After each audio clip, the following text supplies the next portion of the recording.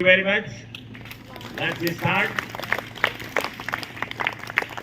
Smiling, smiling. साक्षी आप smile नहीं कर रही हैं, आप स्माइल करिए और हंसा करिए। नहीं तो क्लास में पढ़ रहे हैं या टीचर पढ़ा रहे हैं तो आप हंसना शुरू करिए, मेरे को हंसाइए। और जब चलते फिरते रहिए तो मुस्कुराते रहिए, हमेशा हैप्पी मूड में रहिए। जितना आप हैप्पी मूड में रहेंगे उतना ही ज़्यादा आप सीखेंगे और उतना ही ज़्यादा लोग आपको पसंद करेंगे। लोग पसंद किसको करते हैं? जो खुश रहता है। जैसे फूल है, किस फूल को लोग पसंद करते हैं? और कब ज़्यादा पसंद करते हैं लोग? जब खिला रहता है। इसका मतलब है जब वो हंसता है तो लोग उसे पसंद करते हैं। यहाँ तक कि खतरा भी होता है, लोग छोड़ देते हैं। उसका हंसना उसके लिए कत्ल का काम कर देता है। उसका मर्डर लोग कर देते हैं। कब? जब वो हंसता है। जब फूल हंसने लगता है तो लोग क्या कर देते हैं? उसका मर्डर कर देते हैं, नोच लेते हैं। है कि नहीं है? तो खतरा तो आपके लिए भी है, लेकिन ये है कि कोई विकल्प नहीं है। लोगों को ये जमाना ऐसा है ना कि जितना ज़्यादा आप कनेक्शन में रहेंगे, अभी तो बच्चे हो, अभी तो अपने पढ़ाई पर पूरा ध्यान दो, लेकिन सब जानो सब, लेकिन पढ़ाई पर नंबर 1 पर। कि जितना ज़्यादा आप कनेक्टेड रहेंगे लोगों से, उतना ज़्यादा खुश रहेंगे, उतने ज़्यादा आप धनी बनेंगे, उतने ज़्यादा आप सम्मान पाएंगे, उतना वेल्थ आपके पास रहेगा। तो इस तरीके से उसका बहुत बड़ा संबंध है और आगे चल करके ये आपको क्लियर हो जाएगा जब आप ग्रेजुएशन में जाएंगे। तो देखो यहाँ पर हमने टाइटल लिख दिया है, just note on your diary. Diary पर नोट कर लिए। जो नोट एडवांस कर लिए होंगे वो धन्यवाद के पात्र हैं और दे शुड बी थैंक्ड, क्योंकि वो एडवांस में काम कर लेते हैं। और जो कहने पर करते हैं वो उनका वो अलग है, वो मीडियाकर हैं। जो कहने पर काम करते हैं वो मीडियाकर होते हैं, मध्यम दर्जे वाले होते हैं। जो स्वतः से काम करते हैं, एडवांस में काम कर लेते हैं, समझ लेते हैं बात को, वो ज़्यादा लोग तेज लोग होते हैं। और वो जो होते हैं वो नंबर 1 वाले रहते हैं या टॉप लिस्ट में रहते हैं वो। तो हमेशा जो है अपना तुरंत समझिए, तुरंत लिखिए और दिमाग को सक्रिय रखिए। तो टाइटल देखिए दिया हुआ है, गरीबी मुक्त समाज का निर्माण और building poverty free society. English में इसका जो ट्रांसलेशन है, बिल्डिंग माने बनाना और पॉवर्टी फ्री सोसाइटी, जिस सोसाइटी में गरीबी न हो, ऐसे सोसाइटी का निर्माण करना। तो ये टफ काम है कि नहीं है? लोग सुनते हैं क्या? लोग करते हैं क्या? सब नहीं करते हैं। अब आपको हम जो सबसे ज्यादा बढ़िया उदाहरण देते हैं वो देते हैं टेरराई ट्रेंड। टेरराई ट्रेंड कितने लोगों को याद रहती है? बस इतने लोग। कितना बार मैंने उदाहरण दिया है टेरराई ट्रेंड का। The best example free person. जितने लोगों को मैंने पढ़ा अभी तक, उसमें हमको सबसे ज्यादा अगर किसी ने प्रभावित किया है तो टेरराई ट्रेंड के बारे में थोड़ा और आज डिटेल कर देते हैं, तो कल आपको दूसरे के बारे में बताएंगे। बारीक पॉइंट ये है कि वो अंधकार में थी ही नहीं, घोर अंधकार, घोर अंधकार में। घोर अंधकार क्यों? क्योंकि उसके सोसाइटी में एक तो निहायत गरीबी थी और फिर उसके घर में उसके जो दादी वगैरह थी ये सब विधवा हो चुकी थी और वहां क्या समस्या थी? लड़कियों को स्कूल जाने की इजाजत नहीं थी। लड़कियां स्कूल नहीं जा सकती थी, उनका विद्यालय में प्रवेश वर्जित था, वो नहीं जा सकती थी और उसे कोई ज्ञान नहीं था। कि जिस सोसाइटी में वो रहती थी, जिस समाज में रहती थी, वो बहुत गरीब समाज था। तो उसमें उसके पास कुछ था नहीं जानने के लिए। लेकिन देखिए कि कैसे उसके दिमाग में बात आती है, कहाँ से आती है। जब वो उसका भाई स्कूल जाने लगता है, तो ये बड़ी थी, भाई छोटा था। जैसे मान लीजिए भाई 3 साल का रहा होगा तो 6 साल की रही होगी, 7 साल की रही होगी। तो जब उसका भाई पढ़ के आता था तो उसकी किताबें ये देखता था, देखती थी। इसको शौक थी कि मैं भी पढ़ने जाऊं, लेकिन घर से इजाजत नहीं, घर से उसको आदेश नहीं था, क्योंकि उस सोसाइटी में लड़कियों को पढ़ने पर रोक लगा था, लड़कियां नहीं पढ़ी। और वो अपने भाई के किताब से वो पढ़ना शुरू कर ली। जाहिर सी बात है ना कि उसके अंदर बहुत प्यास लगी होगी, तभी भाई की किताब से स्वयं पढ़ना शुरू कर दिया। और भाई की किताब से पढ़ना शुरू कर दिया, उसका होमवर्क कराने लगी। अब इसकी राइटिंग बढ़िया थी। और जब होमवर्क करके उसका भाई स्कूल में ले जाता था, तो टीचर देखता था कि जब ये क्लास में काम करता है तो इसकी राइटिंग नहीं सही है, इसका काम नहीं सही है। और जब घर से ये होमवर्क करके लाता है तो इसकी राइटिंग भी बढ़िया रहती है, होमवर्क भी सही रहता है। तो उसको शक पैदा होने लगा टीचर को। उसने कहा कि आखिर घर में तुम्हारा अच्छा रहता है, यहाँ तो उसने कहा मेरी बहन करती है, मतलब मेरी बहन इसको पूरा कराती है और उसकी राइटिंग बढ़िया है और वो अच्छे ढंग से करती है। तो उसको शौक पैदा हुई, जिज्ञासा पैदा हुई। टीचर बहुत दयालु होता है, तो आमतौर से जो टीचर होते हैं बड़े दयालु होते हैं। आप जानते होंगे कि आपकी मैडम कितनी आपको मानती हैं, मानते हैं। तो आमतौर से अगर कभी डांटते मारते हैं ना, तो वो आपकी भलाई के लिए करते हैं। वो अंदर से प्रेम, मोहब्बत और दया वैसे ही रहती है। केवल काम आप नहीं करेंगे तो उनको लगेगा बुरा, तो एक थप्पड़ लगा देंगे। तो ये वो थप्पड़ लगाना वो कोई वो नहीं रहता है कि अंदर से वो बुरे होते हैं। तो वो बेचारे गए उसके घर और उसके पिताजी से रिक्वेस्ट करने गए।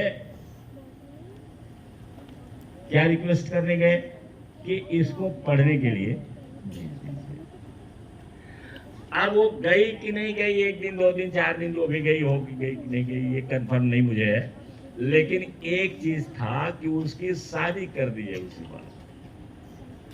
वो सिफारिश करने आया कि इसको स्कूल में भेज दीजिए, और वो उसकी शादी कर दी है। और शादी कब कर दी है? जब 11 साल की थी, मतलब आप लोगों से भी छोटी। जैसे जो लोग यहाँ पर 5th क्लास में पढ़ते हैं वो सब 11-12 के, 10 से ऊपर सब। जो 5 में पढ़ते हैं वो सब 10-11 के आसपास रहते हैं बच्चे। और जो 9th में पढ़ते हैं वो 13-14 के आसपास रहते हैं, 14 में रहते हैं। कभी कभी कोई ज़्यादा 15 में हो जाते हैं, लेकिन 14 मान के चलो हाई स्कूल में। और वो जो है 11 साल की थी। इसका मतलब है कि जैसे कोई बच्चा 5 में पढ़ता हो। अब 5 में पढ़ने वाले बच्चे की शादी कर दिया, और शादी कर दिया तो फिर इसके बाद वो उसको 18 साल की अवस्था तक जाते जाते, मतलब 18 साल माने इंटरमीडिएट में जाते जाते उसके पास 4 लड़के हो गए, 4 बच्चे पैदा हो गए।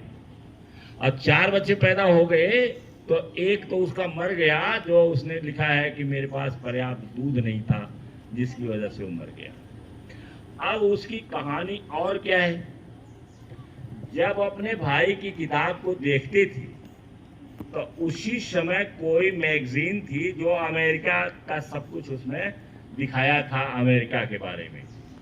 अब जब वो देखा उसने, तो उसने ये अपने अंदर ड्रीम बनाया, उसके अंदर मन कर दिया, उसका इच्छा कर दी कि मैं भी अमेरिका जाऊंगी। अब देखो कि क्या बात है।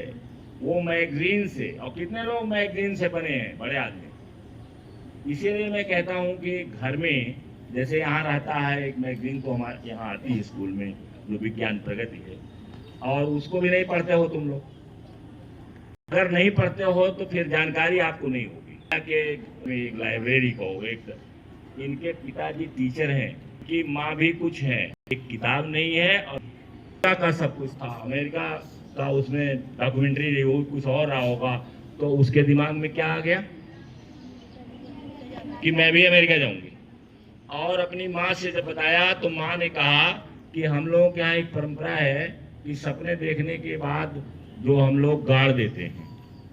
अब वो उसके लिए एक डिबिया, छोटी सी टीन की डिबिया लाई और उसको कहा तुम लिख डालो, और उसने लिखा, उस पर अपना ड्रीम लिखा। ड्रीम लिखने के बाद उसमें डाल दिया और जहां उसने बताया घर के आसपास जहां उनकी परंपरा रही होगी गाड़ने की, वहां गड़वा दिया।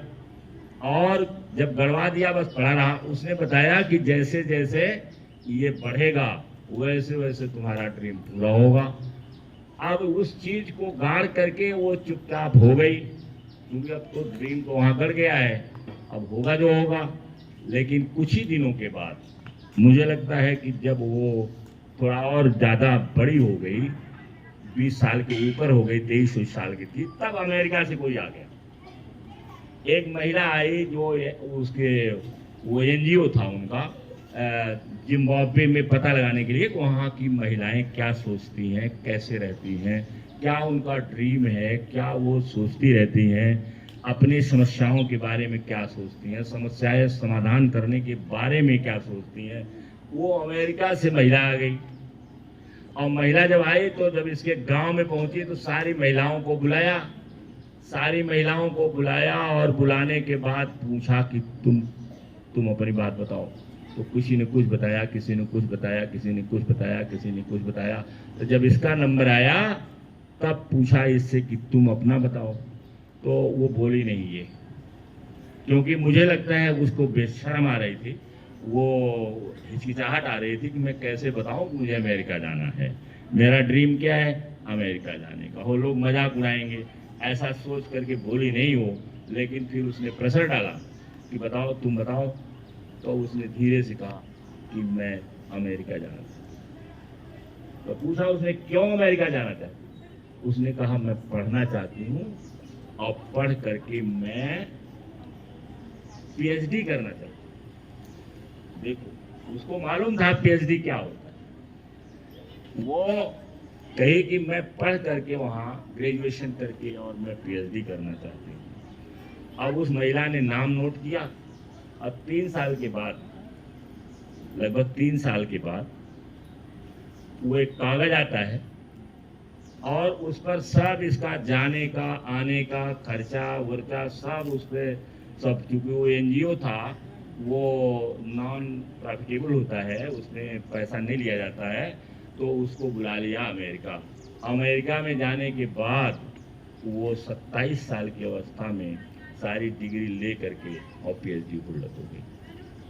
अब पीएचडी कर लिया उसने और इसके बाद काम वहां करना शुरू कर दिया।